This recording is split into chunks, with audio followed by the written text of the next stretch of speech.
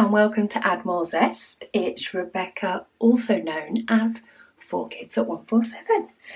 We're up to tip and trick number 2 for helping you with your diamond painting.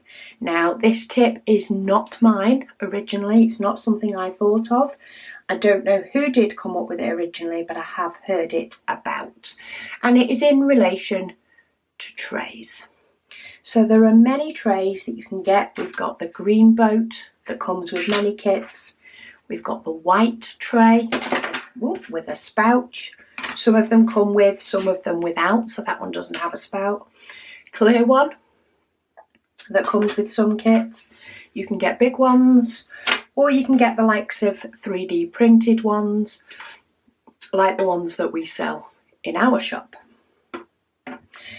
Now, some people like to be able to get their diamonds ready to go back into a pot. So, for example, if you pop in however many diamonds it may be, pop them into your tray, get them all straight, do your diamond dotting, your dib dabbing to fill in the section. But then when you're done, you want to be able to sort of tip them all down, take out the stopper, which is what I do in these trays, if I can get the stopper to come out properly, and then tip them back into the pot. Now, the thing is with the likes of these big trays, or let's go for the trays with the kits, is if you tip diamonds into there, again, do your shake, you dot, you sort of have to hold it over.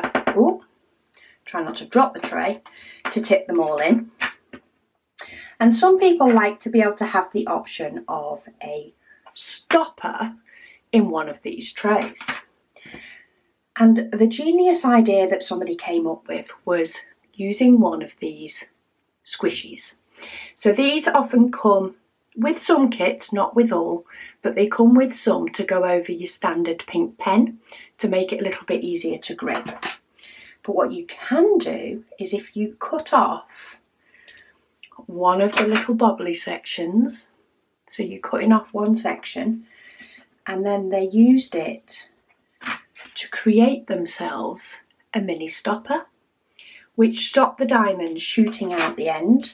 So this can be especially useful if you like to have, say, trays with multiple colours so that you can flip between them. And then you can always choose to either have them go down a bit before you use maybe a pair of tweezers or your hands to take them out, whichever works.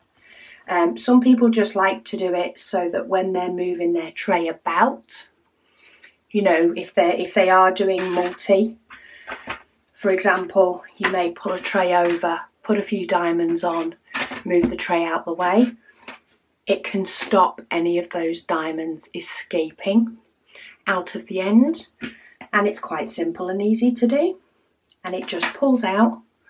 It even goes back to being a little circle, so you could store them on your pen. They'll also fit in these clear types of trays as well. So if you want to create yourself a little stopper for the standard type of tray, then just take a pen squashy and cut yourself off some little sections, and you can create yourself a stopper. Let's see how it works with the big tray as well. It doesn't work quite the same as some of the printed ones, but it will stop some escapee diamonds.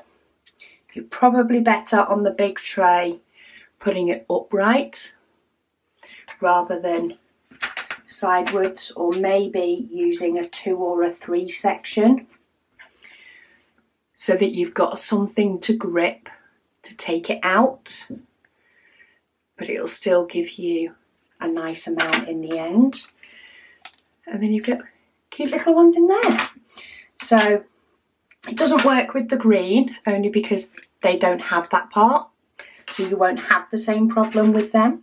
But I hope this is helpful to some people that like to use the little trays but want something to stop any diamonds potentially escaping off the end of the tray.